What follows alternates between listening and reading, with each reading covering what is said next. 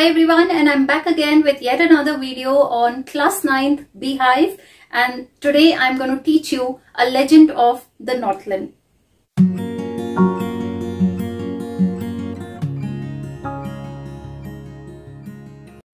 Before we begin with this poem, let's first get to understand two terms that are connected to this poem. A legend. Legend is basically a story which is passed on from one generation to another orally. And this poem talks about a story which happened in the Northland, which is presented in a poem in the form of a ballet. Now, what's a ballet? A ballet is a song which narrates a story. A ballet is a part of folk culture where the stories are narrated in the form of songs. Now, this particular poem is a ballet, and in such kind of songs, that is in ballets, you have short stanzas. So if you look at this poem, you will get to know that it is a poem of 16 stanzas, and every stanza will have 4 lines. So let's start with this ballet, A Legend of the Northland, written by Phoebe Cary. In today's session, we are going to understand this poem, and afterwards I will tell you the summary stanza wise, after which we will discuss the significance of the title, the moral given by this poem, and then the question answers related to it. So before we begin with the reading and explanation, let's know something about its poetess, Phoebe Cary. Phoebe Cary was born on 4th September 1824 in Mount Healthy, Ohio, US. She was an American poet and the younger sister of poet Alice Cary. The sisters co-published poems in 1849 and then went to publish volumes of their own. Some of her works are Poems of Alice and Phoebe Cary in 1849, Poems and Parodies 1854, Poems of Faith, Hope and Love in 1867. The last two are exclusively of Phoebe Cary. She died of hepatitis on July 31st, 1871 in Newport, Rhode Island, US at the age of 46.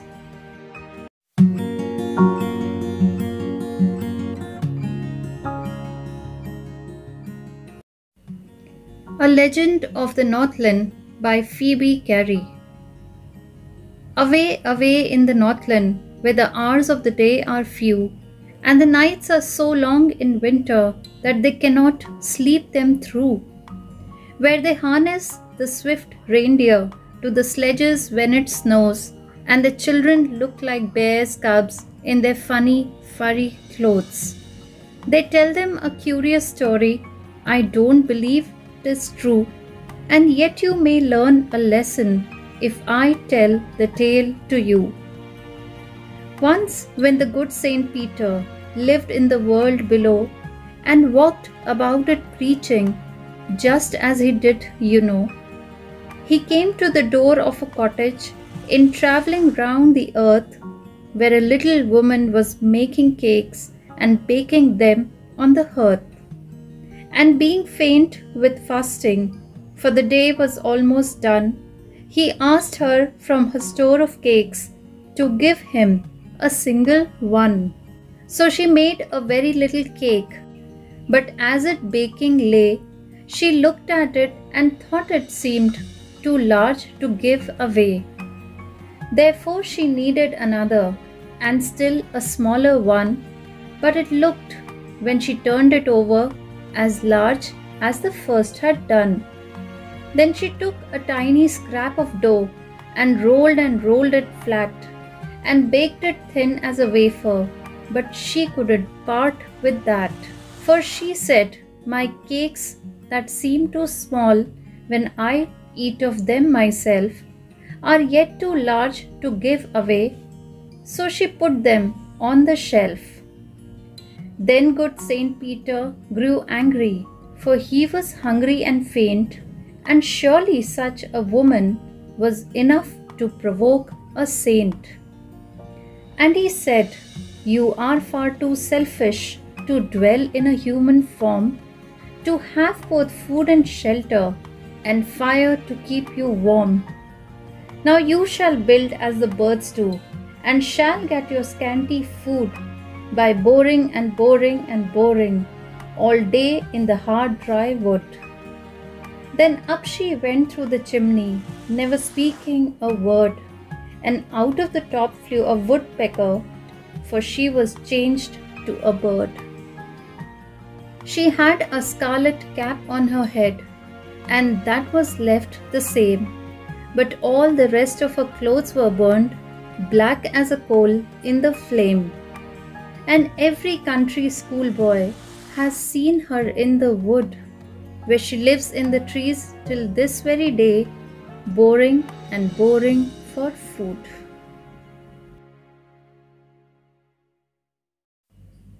Away, away in the Northland, where the hours of the day are few, and the nights are so long in winter that they cannot sleep them through. This story has happened in the region around the North Pole or Northland, where the duration of day is very less, especially in the winter season. The number of hours in the day are very few, whereas the nights are very long. And the nights are so long that the people cannot sleep them through. In other words, when they go to bed, they take a few hours of sleep, and then when they wake up, it is still night time. So, Northland is a region which is positioned in such a way that the sun's rays reach there for a very less amount of time. And especially during the winter season, the duration of the night is longer than the duration of the day there. Where they harness the swift reindeer to the sledges when it snows, and the children look like bears' cubs in their funny furry clothes. Harness means to attach, especially attach an animal with straps to some vehicle like a bullock cart, or here a sledge is used. Swift means runs very fast, and reindeer is a deer-like animal with big antlers, and it is mostly found in the snowy regions. So in the snow region, the poet says that these reindeers which run very fast, they are used to attach to the sledges. Whenever it snows, the normal vehicles cannot go there on the snow. So people there use sledges where the reindeers are attached, and sledge is a vehicle which is used to carry passengers and loads over snow, and it is often pulled by animals. The children there, they look like bears' cubs. Now here a simile is used where children are compared to the cubs or babies of bear.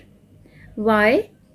They are compared because they look very funny whenever they wear furry clothes, whenever they wear jackets or very thick woolen clothes which are made of fur to protect them from the cold there in the winter season.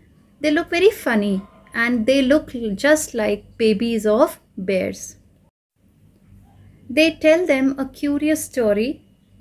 I don't believe 'tis true, and yet you may learn a lesson if I tell the tale to you. Now, in this stanza, they means parents, and them here refers to the children. So, the parents of Northland tell their children a very curious story or a strange story. But the poet believes that this story is not true. The word "tis" means it is. So the poet says that he doesn't believe that the story which the parents tell the children is true. If I tell you the story, then you may learn a lesson from this.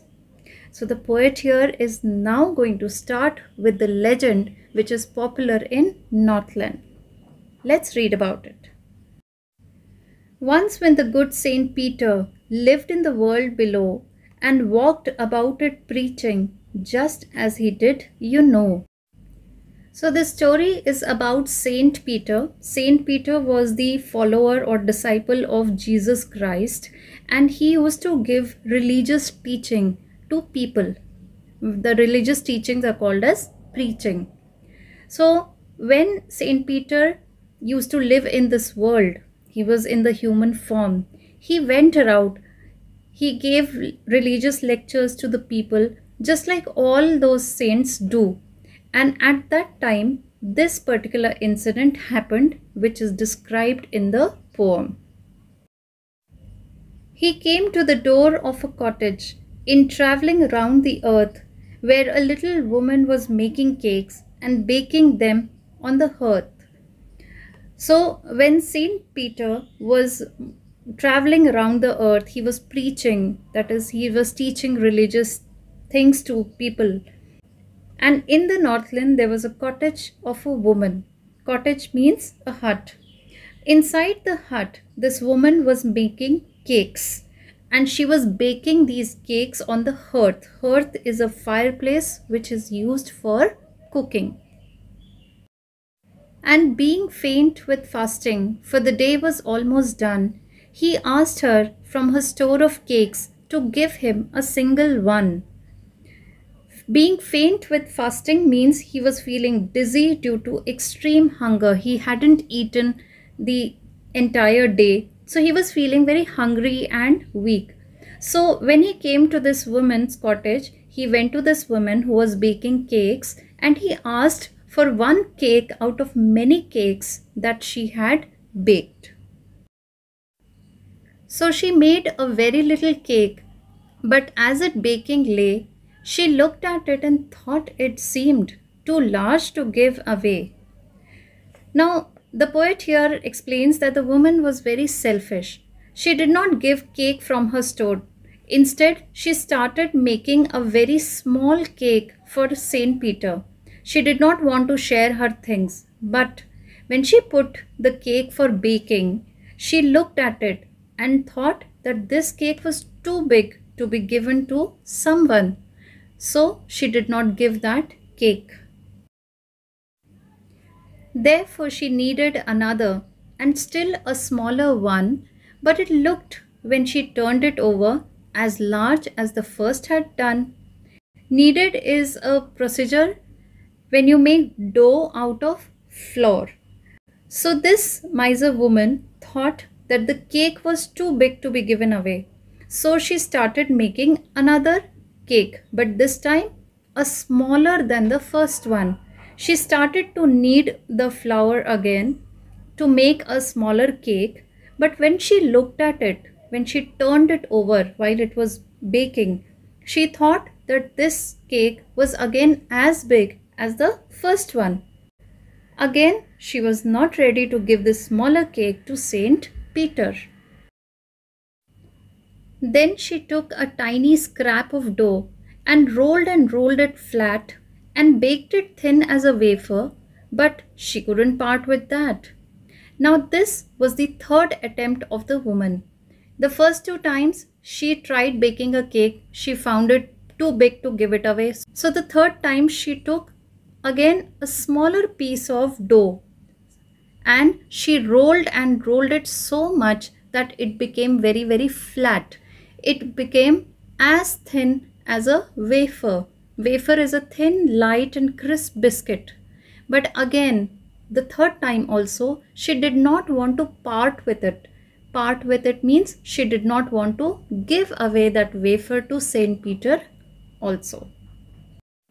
In this stanza, thin as a wafer is a simile where the thinness of the dough is compared to a thin wafer. For she said, "My cakes that seem too small when I eat of them myself are yet too large to give away," so she put them on the shelf. The woman reasoned, or she gave a reason, that whenever she herself ate the cakes, she felt that they were very small. But if she had to give them to someone else, then she felt that they were too big to be given away. So she put all the cakes on the shelf of a kitchen, and she did not give any cake to Saint Peter. Then good Saint Peter grew angry, for he was hungry and faint, and surely such a woman was enough to provoke a saint. Now Saint Peter became very angry because he was hungry and he was feeling very weak and dizzy because of the hunger. And surely this woman was a very selfish woman who was not ready to give him even a small cake. So such a behavior of this greedy woman was enough to anger the saint. It was enough to provoke or make him angry. And he said, "You are far too selfish to dwell in a human form, to have both food and shelter and fire to keep you warm." Dwell means to live. So now the Saint Peter was very angry with the woman, and he told her that she was very selfish. She was too selfish to stay in a human form. She was not good enough to be a human being, and also to have everything for herself, that is food, shelter, and fire to keep herself warm. She did not deserve these good things which any other human being deserves. He added that God had given her food, shelter, fire to keep her warm, but she had become so selfish for all the resources that she had. She did not want to share them with anybody, and this really angered Saint Peter. "Now you shall build as the birds do, and shall get your scanty food by boring and boring and boring all day in the hard dry wood." Scanty means very small quantity, and boring here means digging a hole with the help of some tool. Now Saint Peter is so angry that he cursed the woman, and he told her that she would become a bird because she did not deserve the human form. She shall become a bird, and just like birds build their houses by boring, that is digging a hole into the wood, and collect very little food by working hard the entire day, similarly, she would also work hard in the dry wood all day and get little food and make a small place for herself to live in. So, in other words, the woman will now change into a bird because she is being cursed, and she'll have to work whole day very hard to get even small quantity of food. For that, she'll have to keep digging a hole in the wood. Then up she went through the chimney, never speaking a word, and out of the top flew a woodpecker, for she was changed to a bird. And now what has happened? Because of the curse, the woman has changed to a bird. As soon as Saint Peter cursed her, she did not get a chance to speak for herself, because that very moment she flew up to the roof through the chimney and flew out in the form of a bird. Now she had become a woodpecker. A woodpecker is a bird which digs hole in the wood to hunt the insects. The Saint Peter's curse had converted this woman into a bird. She had a scarlet cap on her head, and that was left the same, but all the rest of her clothes were burned black as a coal in the flame. Scarlet means red colored. This selfish woman was wearing a red colored cap on her head, but this cap was left as it is when the woman turned into the bird. This cap was there on the bird's head also, but the woman's remaining clothes had burned and turned black in color, just like coal. Now, if you have ever seen a woodpecker, his head is also red colored. This signifies the red cap which the woman was wearing. In this stanza, there is a simile used in the line, "Clothes were burned black as a coal." So here the burnt clothes color, that is black, is compared to the black color of the coal. And every country schoolboy has seen her in the wood, where she lives in the trees till this very day, boring and boring for food. Country means belonging to the countryside, that is rural areas. So people who live in the countryside or rural areas, even the small children who go to school, see this kind of bird in the woods, that is forest. Wood means forest. They see that she stays there all day and keeps on digging the wood with her beak to collect her food. Whenever any child sees this kind of a bird, then his elders tell him this story. They say that the bird used to be a woman earlier. She was very greedy, and so she was cursed by Saint Peter and turned into a bird. So, this is how they get a teaching that they should not be greedy.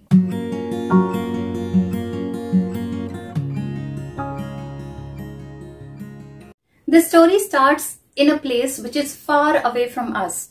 It is somewhere situated in the North Pole, and the region is called as Northland. Now, this particular region has a very special trait about it. In winters, the days are shorter and the nights are longer. And they are so long that when people get up from their sleep, when they go to sleep at night and they get up, it is still night time.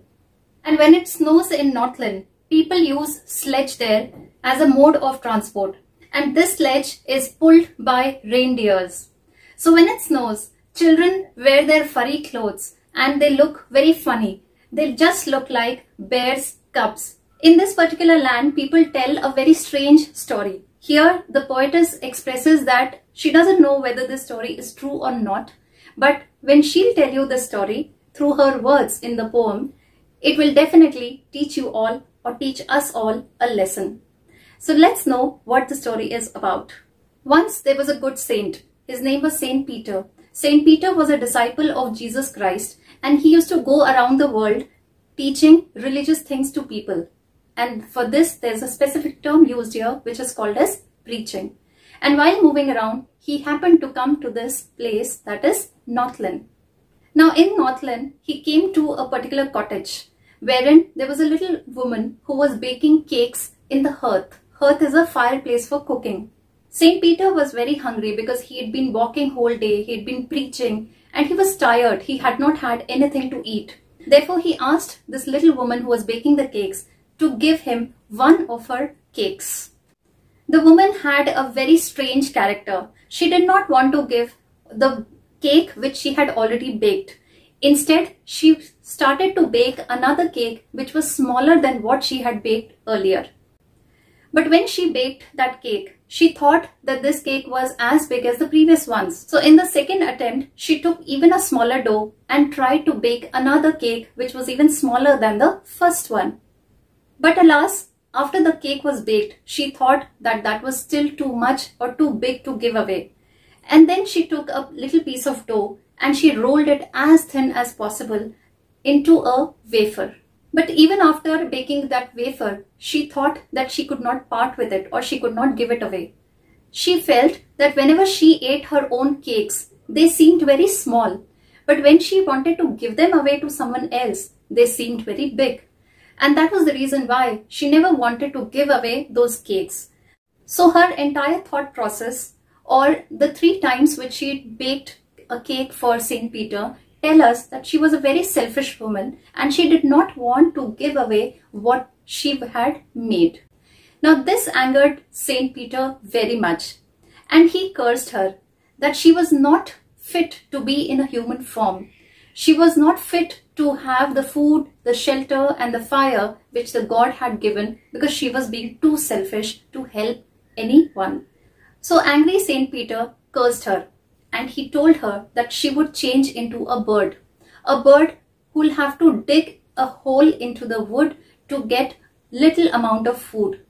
And whatever food she will get, she will always find it less sufficient, very small amount. And then before the woman could speak up her mind, she was immediately changed into a bird and she flew up through the chimney into the air.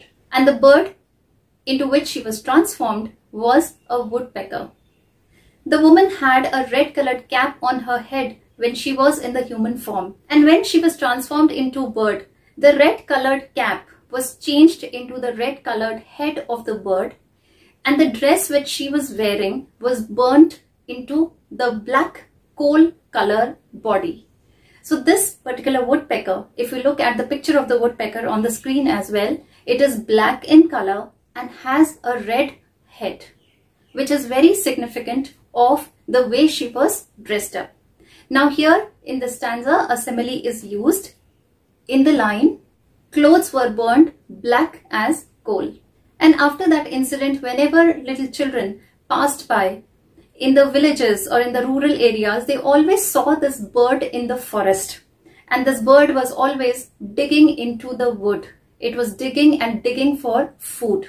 And this bird always reminded them and all the other adults as well of the story and the lesson which is taught by the story, that we cannot be selfish in our life.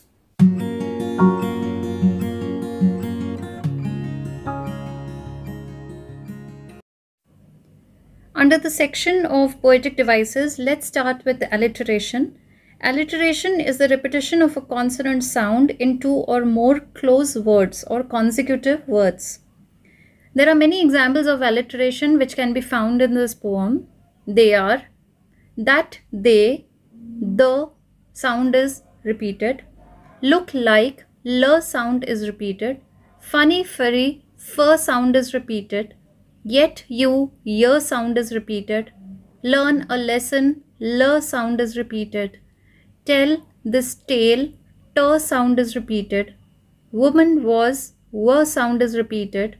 Faint with fasting, f sound is repeated. Still a smaller, s sound is repeated. Took a tiny, t sound is repeated. Seem too small, s sound is repeated. The next poetic device is repetition, where a single word or a phrase is repeated to lay emphasis on it. There are three examples of repetition in this poem. Away, away in the Northland. Here the word away is used. And rolled it flat. Here and rolled is repeated. Boring and boring. Here the boring word is repeated. Another poetic device which is used here is simile. Simile is used when two things are compared by using the words as or like. There are three examples of simile used in the poem.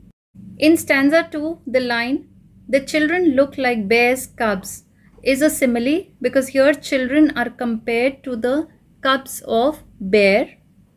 In stanza 9, baked it thin as a wafer. In this line, the dough which is so thinly rolled for a cake is compared to a wafer. In stanza 15, clothes were burnt black as a coal. Here, the color of the burnt clothes is compared to that of the color of coal, that is black. So here again a simile is used. Let's now pick out the rhyme scheme of this poem. A rhyming pattern created at the end of the lines of a poetry is called as a rhyme scheme. For this, we check the last words of each line. The words that rhyme are given the same letter, or else a new letter is given. Now let's take the first stanza and pick out the rhyme scheme. This will give us a general idea of the rhyme scheme of the entire poem. Let's start. In the first stanza, let's underline the last words of each line. And they are Northland, few, winter, through. Now let's start giving a letter to each line. The first line will always take the letter A. The second line ends with the word few. It does not rhyme with Northland and therefore it will be given a new letter B. The third line ends with the word winter, which does not rhyme either with few or with Northland. So it will take a new letter C. The last line ends with through, which rhymes with few. Now since that line has the letter B, we will give the same letter to the last line also, that is B. Therefore, the rhyme scheme becomes ABCB. And likewise, you can find out the rhyme scheme of any stanza of the poem.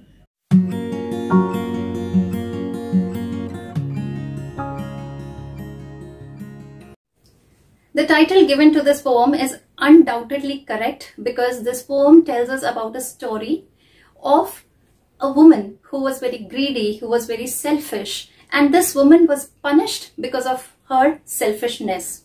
And this story dwells in a place called Northland as a ballet or as a legend. That is a story which was passed from one generation to another. And the reason why this story is called as a legend, because it gives us a very valuable lesson so as not to be selfish.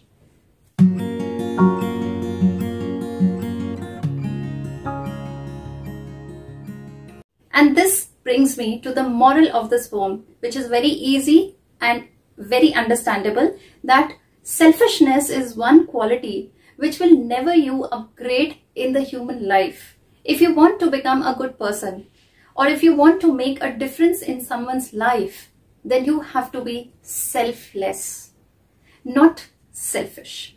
And what does the term selfless mean? It means putting everyone before you, putting everyone's desires, hopes, wishes, expectations before your own. And it is only when you control your greed and your selfishness that you can be a good person. Coming to an end to this wonderful poem, this interesting story that we just discussed, I will be flashing you the question answers related to it and summary in the written form. And after that, I will see you again in my next video with a new topic. Till then, take good care of yourself. Don't be selfish. Be a good person. Bye. Thank you.